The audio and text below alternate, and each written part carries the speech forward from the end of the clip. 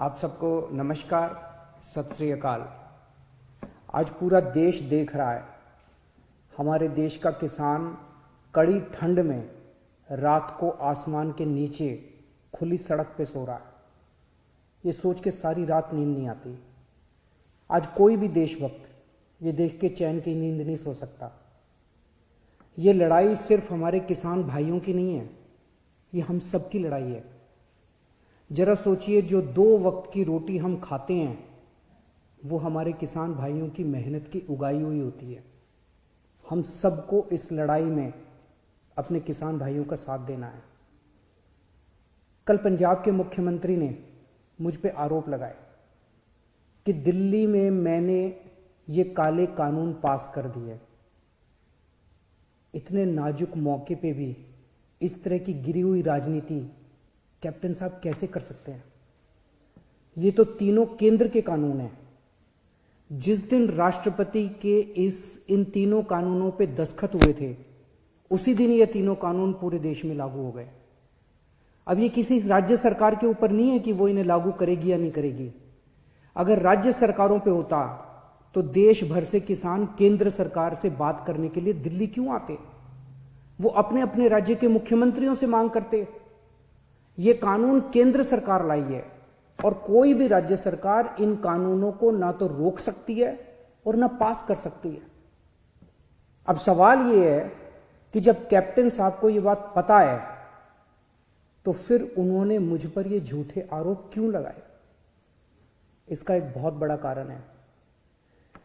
जब से हमने दिल्ली के 9 स्टेडियम को जेल बनाने से रोका है, तब से केंद्र की भाजपा सरकार मुझसे बहुत ज्यादा नाराज है। केंद्र सरकार का पूरा प्लान था कि जब किसान दिल्ली आएंगे तो उन्हें इन 9 स्टेडियम में डाल देंगे।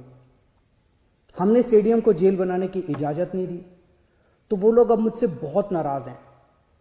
मुझे पता है कि स्टेडियम को जेल बनाने के लिए मुझ पे कितना दबाव आया था, किस किस का फोन नहीं आया।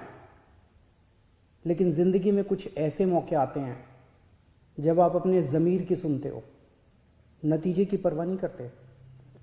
कैप्टन साहब, क्या इन्हीं लोगों का आप पे दबाव है जो आप मुझ पे झूठे आरोप लगा रहे हो, मुझे गालियां दे रहे हो, बीजेपी की बोली बोल रहे हो, बीजेपी के साथ ये दोस्ती निभा रहे हो, या कोई दबाव है क्योंकि आपके परिवार पे ईडी के केस चल रहे हैं आजकल और ईडी के नोटिस भी आ रहे हैं आजकल?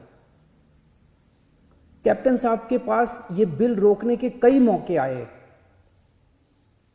पंजाब के लोग पूछ रहे हैं कि तब कैप्टन साहब ने इन बिलों को क्यों नहीं रोका? आज से 1.5 साल पहले 2019 में केंद्र सरकार ने ये तीनों काले कानून बनाने के लिए एक कमेटी बनाई थी। उस कमेटी में पता है कौन था? उस कमेटी में कैप्टन साहब थे। कैप्टन साहब, पंजाब के लोग आपसे पूछ रहे हैं कि आपने उस कमेटी में इन काले कानूनों को क्यों नहीं रोका?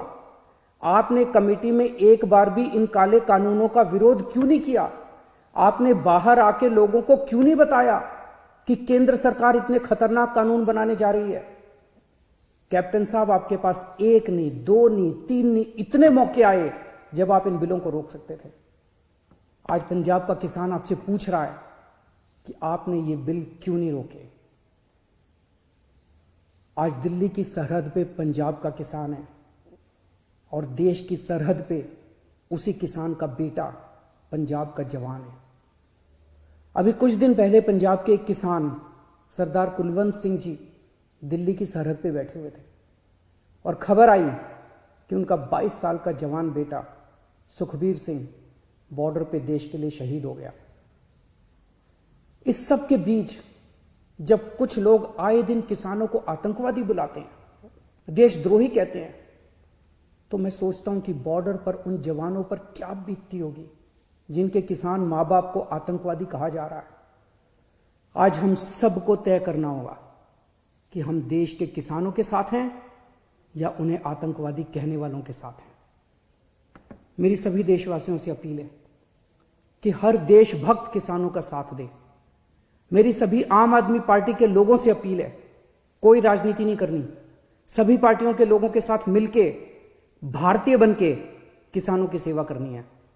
राजनीति करने को पूरी जिंदगी पड़ी है, अभी बस सेवादार बन के सेवा करो।